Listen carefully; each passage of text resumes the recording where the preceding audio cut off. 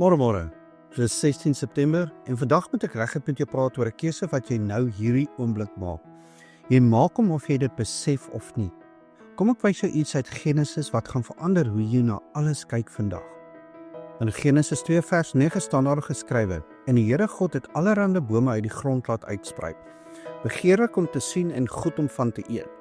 Ook die boom van die lewe in die middel van die tuin en die boom van kennis van goed en kwaad. God het 2 bome in Eden geplant, nie 1 nie, maar 2. En hier's wat die meeste mense mis.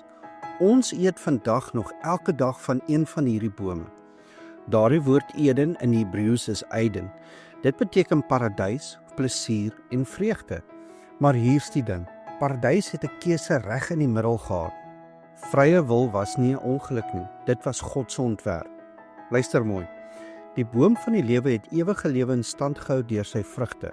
Die boom van kennis was 'n toets van gehoorsaamheid. Maar hier's wat my hart raak.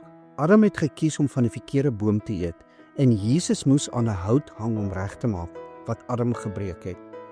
Elke dag kies jy nog steeds tussen hierdie 2 bome. Jy kan eet van die boom van kennis, waar jy alles en almal beoordeel as goed of sleg volgens jou eie standaarde. Of jy kan eet van die boom van lewe, wat Christus self is. En mense sien deur die lens van die kruis, deur verlossing en genade. Watter boom eet jy van wanneer jy na daardie moeilike persoon kyk? Watter boom voed jou gedagtes oor die omstandighede? Die boom van oordeel of die boom van lewe? Nou hier is die hartsvraag.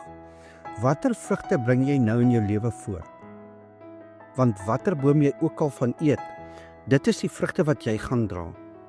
Kom ons bid saam. Vader God, vergewe ons vir die kere wat ons van die verkeerde boom geëet het. Vergeef ons dat ons oordeel waar ons moet lief hê, dat ons veroordeel waar ons genade moes toon. Ons dankie dat Jesus vervloek geword het aan 'n hout, sodat ons weer toegang tot die boom van lewe kan kry. Heilige Gees, wanneer ons versoek word om te oordeel, herinner ons aan die kruis.